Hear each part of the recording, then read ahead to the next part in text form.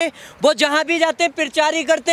प्रधानमंत्री अगर होता देश के लिए बात करता, नौजवान के लिए बात करता, रोजगार के लिए बात करता। हर उठती हुई आवाज दबाई नहीं जाती और इनकलाब की आग बुझाई नहीं जाती। तानाशाही हो जाए अगर कोई सरकार तो गर्दन कटाई जाती है, गर्दन झुकाई नहीं जाती। और उसी मुख्यमंत्री की जाके वहां पर तारीफ करनी।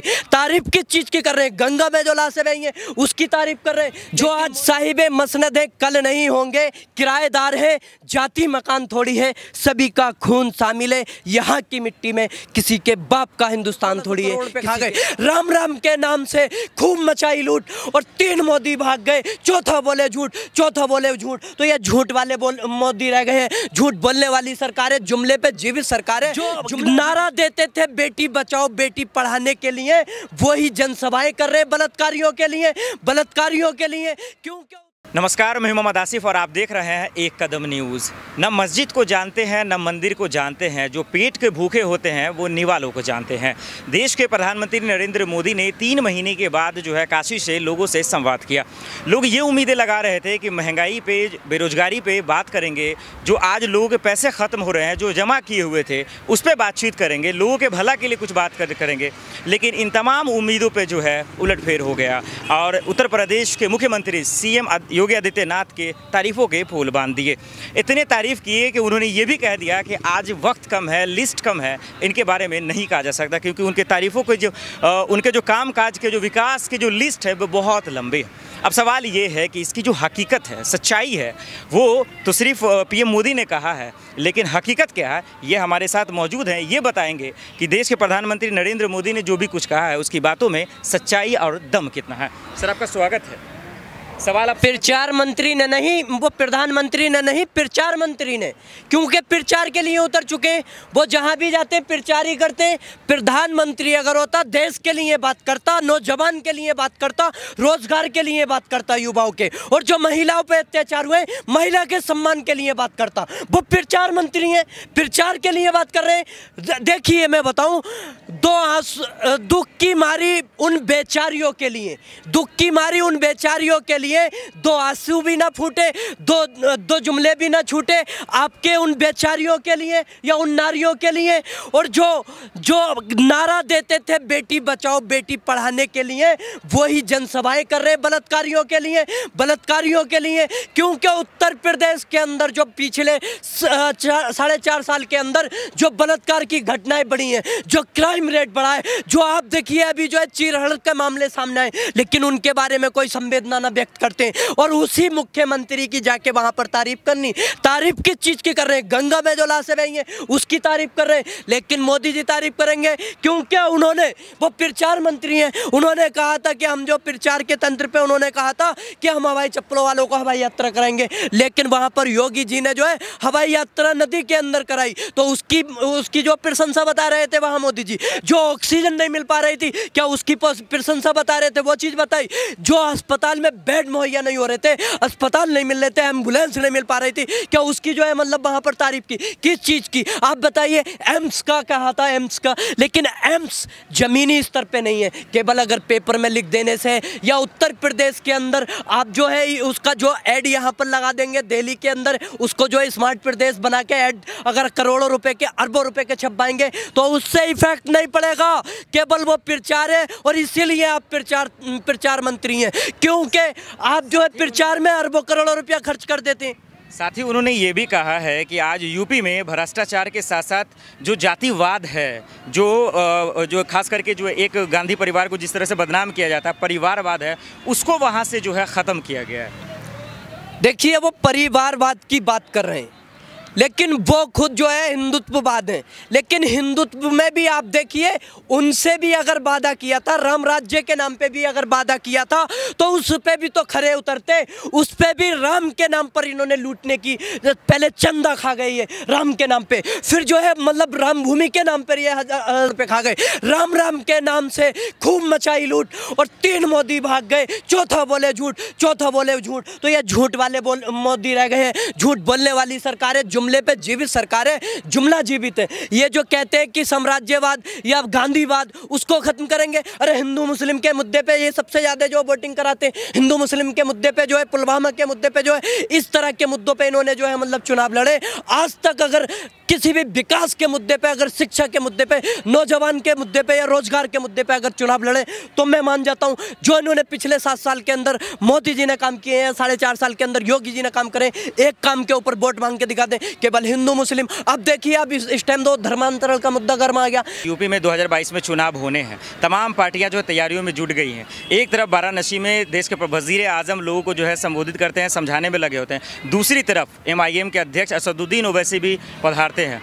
इसको किस तरह से देख रहे हैं कि ये जो सियासत हलचल जो चल रहा है, क्या आप लोगों को समझ भी आ रहा है? देखिए, समझ आ रहा है, लेकिन इनका जो मुद्दा होता है उसको डाइवर्ट करते हैं, ये लोगों को कंफ्यूज करते हैं, लोगों को गुमराह करते हैं। ये लोकतांत्रिक अधिकार है, कोई भी लड़ने आ सकता, लेकिन ये हिंदू मुस्लिम का मुद्दा बना देते हैं। हिंदू मुस्लिम का मुद्दा नहीं बनाना चाहिए। अगर आप आम आदमी पार्टी आ जाती है तो उसमें तो कोई डिफेक्ट नहीं कर पाते। आप जो है, आप देखिए बसपा लड़ती है, कोई दिक्कत नहीं होती। वहाँ पर अगर कोई और पार्टी पहुँच जाए, आप देखिए राजभर आ गए, उनसे कोई इफेक्ट नहीं होता। लेकिन मुसलमान ना माने से ये हिंदू मुस्लिम में बांटने में इनको आसानी हो जाती है। लेकिन जनता को सोचना चाहिए, जनता को देखना चाहिए, ये लोकतांत्रिक अधिकार है और तुम्हें वोट चुनने की, तुम्हारे वोट के अधिकार से नेता चुनने की तुम्हें आवाज वो है आज़ादी। आप जिसको सही समझो, क्योंकि आप जो है, मैं बताऊंगा, अपने वोट का अधिकार आप उस जगह यूज करो, वोट का इस्तेमाल उस जगह यूज करो, क्योंकि चाहे वो अंधभक्त हो या कोई भी हो, अपने अंधभक्ति को उतार के, क्योंकि आप जो है एक नेता चुनने जा रहे 5 साल के लिए, कोई जीजा चुनने नहीं जा रहे, कोई जीजा चुनने नहीं जा रहे जो कि मतलब धर्म के नाम पे चुनोगे आप, क्या धर्म से ही, लेकिन एक अगर उसके नाम से जो सही है उसको चुनो और जो आपके 5 साल के कार्य को आगे बढ़ा सके, आपके बच्चों की जिंदगी को, उसके लिए जो आप चुनेंगे। सवाल ये है कि चुनेंगे तब तो जब CM योगी सरकार से कोई दिक्कत होगा। अब सवाल ये है कि क्या दिक्कत है, उनके किस काम से दिक्कत है आप लोगों को? भाई, CM योगी के काम से आप एक मुझे अच्छाई तो बता दे, कोई जनता अच्छाई तो बता दे। उनसे दिक्कत ही दिक्कत है। 4.5 साल के अंदर आए, उन्होंने केवल नाम बदलने का काम किया, केवल जो है मतलब आपस में लोगों को लड़ाने का काम किया, तानाशाही करने का काम किया। आप देखिए उनके जो गुंडे, उनके साथ ही प्रशासन भी जो है मिलके काम करता। प्रशासन को जो काम पहले बता, आपने जब कहा कि काम क्या किया, सबसे पहले उनका कहना है युवाओं को हमने रोजगार दिया, महिलाओं को सुरक्षा दिया, गन्ना किसानों का जो 1.5 लाख के आसपास जो है किसानों को जो पैसा दिया, अब बहुत सारे काम है उन्होंने जो किया।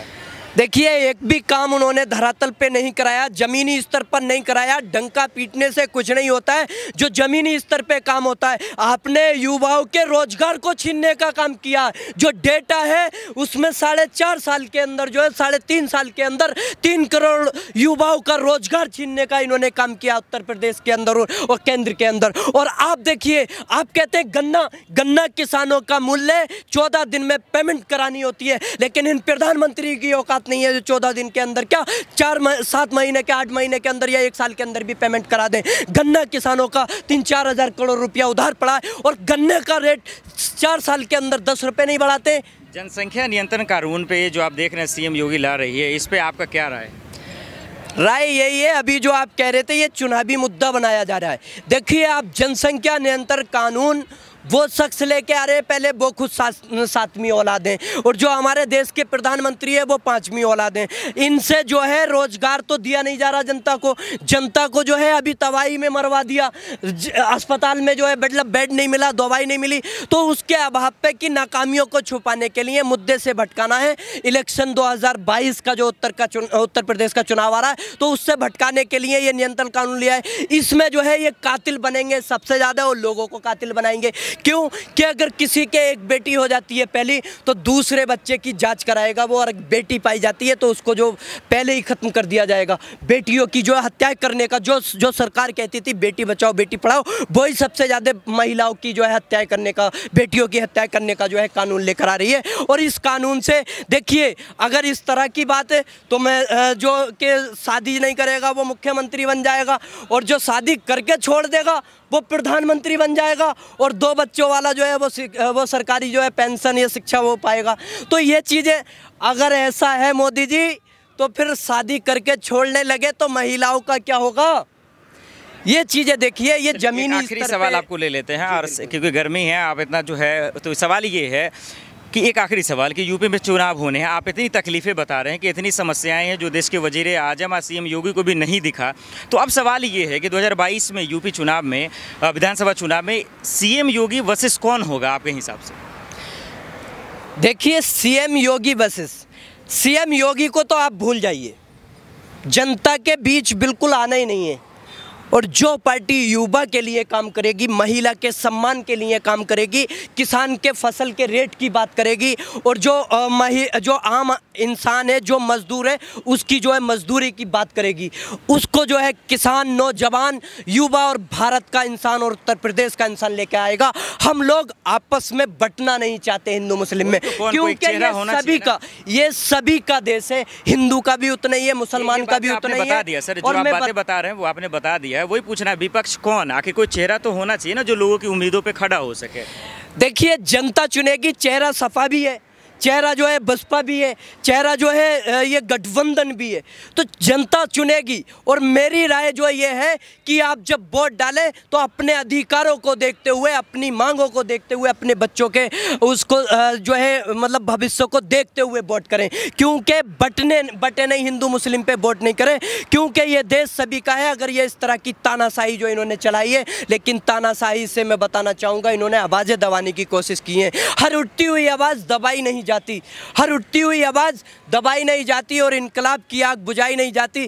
तानाशाही हो जाए अगर कोई सरकार तो गर्दन कटाई जाती है, गर्दन झुकाई नहीं जाती, क्योंकि आपने देखा कि अभी महिलाओं का चीरहरण किया गया, तो इस तरह से अत्याचार किए गए। तो उन विपक्ष वालों को भी निकल के आना चाहिए, फील्ड में आना चाहिए। और लास्ट शेर से मैं अपनी बात को ख़त्म करूँगा, जो आज साहिबे मसनद हैं कल नहीं होंगे, जो आज साहिबे मसनद है कल नहीं होंगे, किराएदार है, जाति मकान थोड़ी है, सभी का खून शामिल है यहाँ की मिट्टी में। किसी के बाप का हिंदुस्तान थोड़ी है, किसी के बाप का हिंदुस्तान।